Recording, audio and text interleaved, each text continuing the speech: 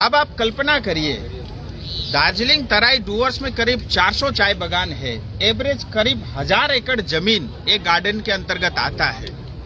इसका अर्थ ये हुआ कि 4 लाख एकड़ जमीन में से आप 1,30,000 एकड़ से ज्यादा जमीन जो है आप उद्योगपतियों को फ्री में आप दान में दे रहे हो। और मैं आपके माध्यम से आदरणीय मुख्यमंत्री जी को ये भी बता देना चाहता हूं कि ये जो सिंगूर और नंदीग्राम था, यहाँ सिर्फ 1000 एकड़ की जमीन की बात थी, लेकिन दार्जिलिंग तराई डुवर्स और नॉर्थ बंगाल में आप 1,30,000 से ज्यादा बड़ी जमीन जो है आप उद्योगपतियों को फ्री में मुफ्त में आप बांट रहे हो। और मैं आपको ये भी बता देना चाहता हूं, जैसे ये स्टेट और केंद्र सरकार के बहुत सारे कानूनों का उल्लंघन करता है। अगर मैं आपको बताऊं, पश्चिम बंगाल लैंड रिफॉर्म एक्ट 1955 के अंतर्गत जो सीलिंग लिमिट है पश्चिम बंगाल में जो लागू है, वो सीलिंग लिमिट से बियॉन्ड अगर किसी को जमीन रखने का अधिकार है, वो सिर्फ टी गार्डन के अंतर्गत है। उस नियम को भी जो है ममता दीदी वायलेट कर रही है। दूसरा, पश्चिम बंगाल स्टेट एक्विजिशन यानी West Bengal state acquisition act 1953 के अंतर्गत एक स्पेशल प्रोविजन, मैं दोबारा कहना चाहता हूं, एक स्पेशल प्रोविजन 1955 में डाला गया था कि जो दार्जिलिंग में खास करके जो श्रमिक लोग जो चाय बागान में रहते हैं, जो काम करते हैं, उनके पास जो होल्डिंग एग्रीकल्चर जमीन है उसको जो है वापस उनके नाम से उनको पक्का पट्टा बना करके उनकी जमीन वापसी की जाएगी, ऐसी घोषणा हुई थी, ऐसा प्रोविजन था।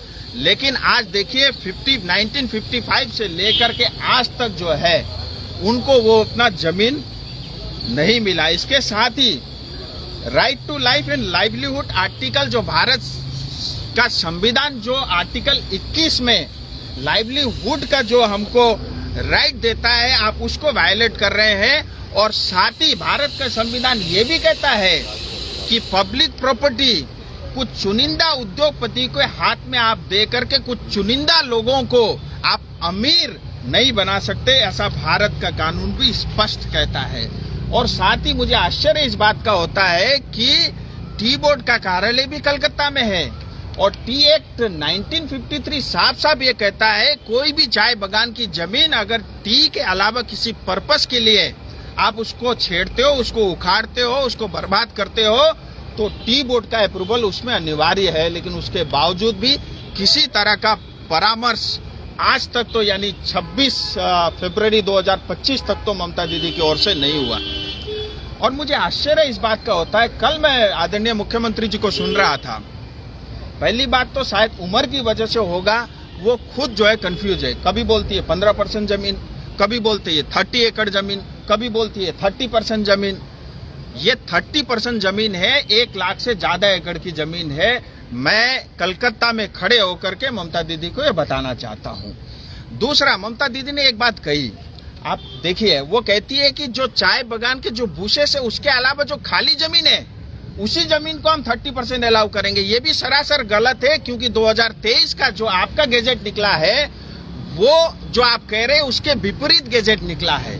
और एक बात और, टेक्निकली आपको भी समझना पड़ेगा, क्योंकि ये कुल मिला के ये कानून जो है नॉर्थ बंगाल को बर्बाद करता है, चाय बागान को बर्बाद करता है। और आज मुख्यमंत्री जी चाय बागान को और नॉर्थ बंगाल को और पार्टिकुलरली दार्जिलिंग को बर्बाद करने में लगी हुई है। मुख्यमंत्री जी ये कहते हैं कि खाली जमीन को ही हम अलाउड करेंगे। पश्चिम बंगाल का कानून स्पष्ट कहता है चाय बागान में अगर कोई भी खाली जमीन है तो तत्काल वो सरकार को वापस दे देना चाहिए। और आज जो ममता दीदी खाली जमीन बात कर रही है, वो खाली जमीन है ही नहीं। कौन से गार्डन में खाली जमीन है? या तो टी के भूसे गांच लगे हुए हैं, दूसरे जमीन हमारे श्रमिकों के हैं, उनके घर है, उनकी खेती बाड़ी है। और अंत में मैं एक बात और कहना चाहता हूँ, ये जो जमीन है हमारी पुरखों की जमीन है। हमारे पुरखों ने उस जंगल को ठीक करके वो चाय बागान की खेती की, चाय बागान की इंडस्ट्री की। और ममता दीदी ने उनको जो जमीन का अधिकार था वो तो कभी नहीं दिया, लेकिन आज हमारी पुरखों की जमीन जिसको सींच के हमने बनाया वो उद्योगपतियों को दे रहे हैं। मैं आपके माध्यम से ये भी कहना चाहता हूँ, अगर ये ममता दीदी बाय फोर्स कानून लागू करती है तो भविष्य में जो भी इसके परिणाम होगी निकलेंगे, उसके लिए जिम्मेदार ममता बनर्जी स्वयं होंगी। मैं फिर कहना चाहता हूं, नंदीग्राम सिर्फ 1000 एकड़ की जमीन की बात थी, यहाँ 1 लाख एकड़ से ज्यादा बड़ी जमीन की आप बात कर रहे हैं और इसको हम लागू नहीं होने देंगे। और मैं ये भी कहना चाहता हूं इन्वेस्टर को, इस तरह के भ्रम में आप न पड़े, क्योंकि भारतीय जनता पार्टी कभी इसको स्वीकार नहीं करेगी। और आज अगर एक चाय बागान आप 10 करोड़ में खरीद करके उसका 30% यानी 300 एकड़ पे 100 करोड़ का आप होटल बनाओगे तो भारतीय जनता पार्टी भी चुप नहीं रहेगी। यही सब बात आपके माध्यम से मुझे कहनी थी। और आज हमने गवर्नर साहब को सारी बात, भारत के संविधान क्या कहता है, पश्चिम बंगाल का लैंड का कानून क्या कहता है, वहां के श्रमिक का क्या कहना है, और दार्जिलिंग तो देखिए उसकी तो हिस्ट्री ही अलग है। दार्जिलिंग तो कभी सिक्किम का हिस्सा था और जब अंग्रेज आए तो अंग्रेज ने लीज में लिया सिक्किम से। वो 1975 तक जो है सिक्किम को अंग्रेज लीज दिया करते थे। 75 में आकर के जो है मर्ज हुआ भारत के साथ सिक्किम। और जब देश आजाद हुआ, आजादी के बाद जाकर के 1954 में एब्जॉर्ब एरिया एक्ट के अंतर्गत ये पश्चिम बंगाल का हिस्सा बना। इसलिए ममता दीदी का तो इसमें कोई राइट बनता नहीं है। अगर मैं किसी जमीन का मालिक हूं, मैं दान करूं, गिफ्ट करूं, चलता है।